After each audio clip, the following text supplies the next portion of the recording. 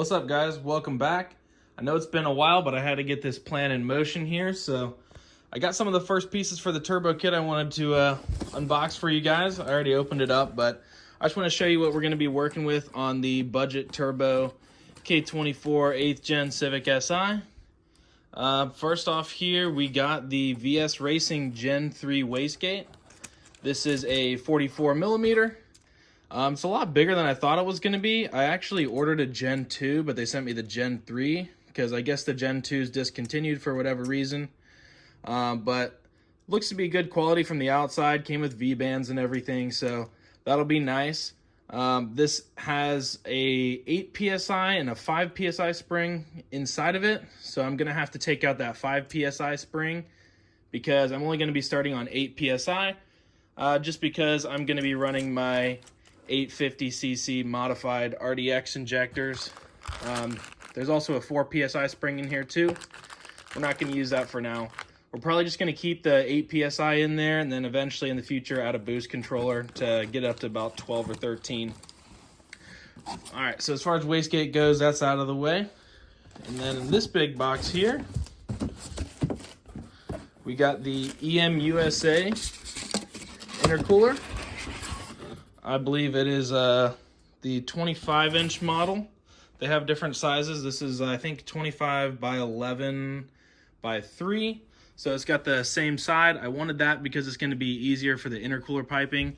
If you get one of the intercoolers with one of the sides, well, with it on opposite sides, you're going to have to run a pipe, I believe, underneath the subframe. I didn't want to do that just for ground clearance issues. But they give you these mounting tabs here.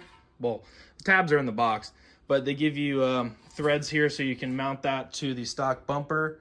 I'm going to try and figure that out today. Might have to cut the stock bumper, but I'm not 100% sure. But this is I don't remember how much the intercooler is by itself, but for $250 I got the intercooler and a universal piping kit as well. So they got 45-degree bends, 75-degree bends, 90-degree bends, straight pipes, a whole bunch of couplers. So I'm going to try and get that to work. I got a lot of crazy quotes for shops to hard pipe everything, so I decided I'm just going to use couplers, do it myself. Right here, we got the Dogeworks 300C fuel pump, so I'll open this up for you guys, show you what's inside. All right, so I did get the model with the installation kit for my specific car. I've heard a lot of people saying to use the stock sock for the fuel pump, so I'm not sure if using this is going to be a good idea, but there's some new seals here. And then the pump itself, I believe if my calculations are correct, running at about 55 psi of fuel pressure. This pump itself should be good for about 600 wheel. You can roast me in the comments if I'm wrong, but those are the calculations I did. That's more than enough. A lot of people run 450s or dual 450s, but I think that's kind of unnecessary. But for this, you definitely need to upgrade the wiring to it. You need to upgrade to a high current kit, so I'll show you guys that now. All right, so this fuel pump wiring kit is a must. I believe anything over a 265 liter pump, you have to get one of these because these demand a little bit higher current, but you definitely need this. That way you don't fry your wiring. I've heard of a bunch of people's cars catching on fire because they don't have this. This is like 70 bucks. Definitely a lot of peace of mind by getting that, so I definitely recommend getting that if you're going to be upgrading the fuel pump. And then I also got this. This is the K-tuned oil pressure sensor adapter. We're going to do all the fuel pump stuff tomorrow.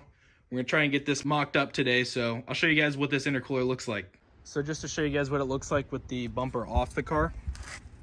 Right now it's just kind of floating because it's supporting itself right there.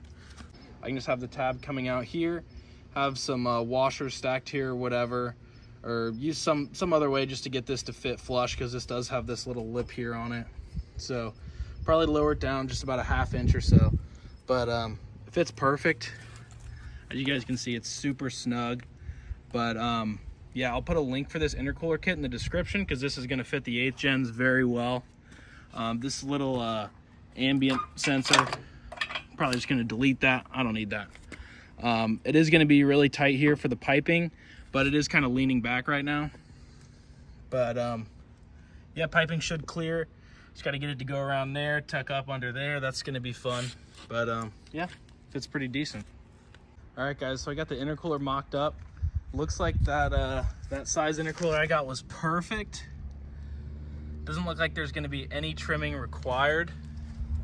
Looks pretty good from the front. It's a little stealth. It's not a huge intercooler, but yeah, that's going to be it's going to look pretty nice once I get it mounted up. So I just got to go to my buddy's house. We got to drill into the bumper beam and then get that thing mounted up. But yeah, right now this is going to look absolutely insane.